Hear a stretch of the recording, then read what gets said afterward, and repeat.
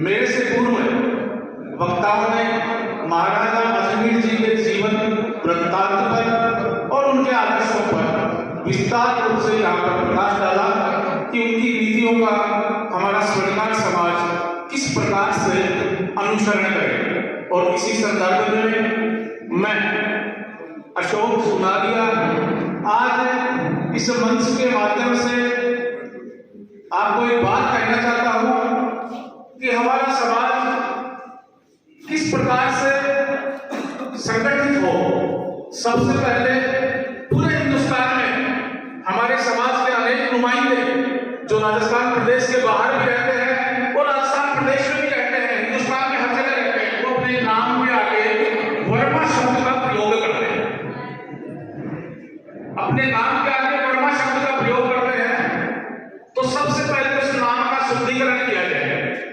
अनेक व्यक्ति 80% हमारे समाज के नुमाइंदे नाम के आगे सोनी लगाते हैं कि हम सोनी हैं। बिल्कुल हम सोनी जरूर हैं, लेकिन सोनी से पहले हम सुनार हैं। इसलिए सबसे पहले प्रयास किया जाए तो अपने नाम के आगे सुनार शब्द का प्रयोग करें अथवा स्वर्णिकार समाज का स्वर्णिकार शब्द का प्रयोग करें, न कि वर्मा नाम का प्रयोग करें। सबसे पहला मैं कह दूं।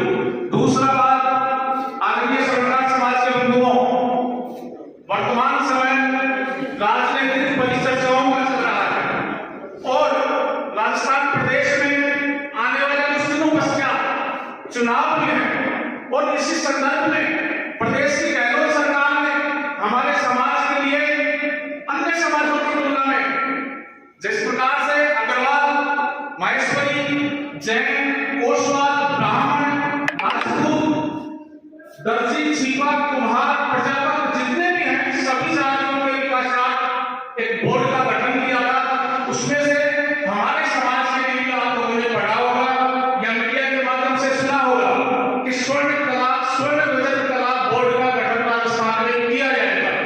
लेकिन बंधुओं, राजनीतिक चर्चा यहाँ जरूरी है क्योंकि जिस समाज का राजनीतिक वजूद नहीं होता है वो समाज राजनीतिक दृष्टिकोण से शून्य समझा जाता है। हमारे समाज का बोर्ड का गठन जरूर किया, लेकिन बोर्ड ऑफ प्रेसिडेंट का मनोनयन आज तक नहीं हुआ।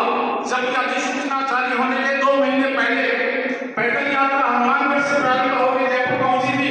उस यात्रा का स्वागत करने के लिए मैं नीमका थाना का प्रतिनिधित्व करने के लिए सीएम हाउस खुद गए थे।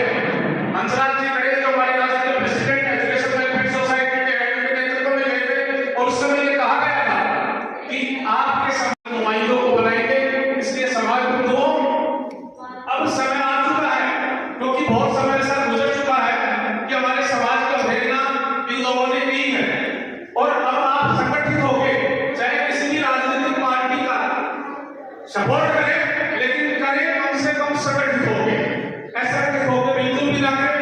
दूसरा, बार बार सरपंच ने भी कही, मेरे पिताजी ने भी कही है ये बात और आगे कैलाश की बातों में इस संगठन का जब से गठन हुआ है, शायद मेरे जन्म से पहले की बात है या बाल्य समय था, उस समय से विस्तार से बताया। आज मैं आपको इस मंच के माध्यम से बताता हूं कि आदरणीय श्री भगवान जी आप यहाँ पहली बार नहीं आए, अनेकों बार हमने आपको आमंत्रित किया है, भगवती का आमंत्रित किया है। उससे हमारा नीमका थाना कस्बा के तहसील हेडक्वार्टर हुआ करता था और आज हमारा नीमका थाना शहर एक जिला हेडक्वार्टर में तब्दील हो चुका है।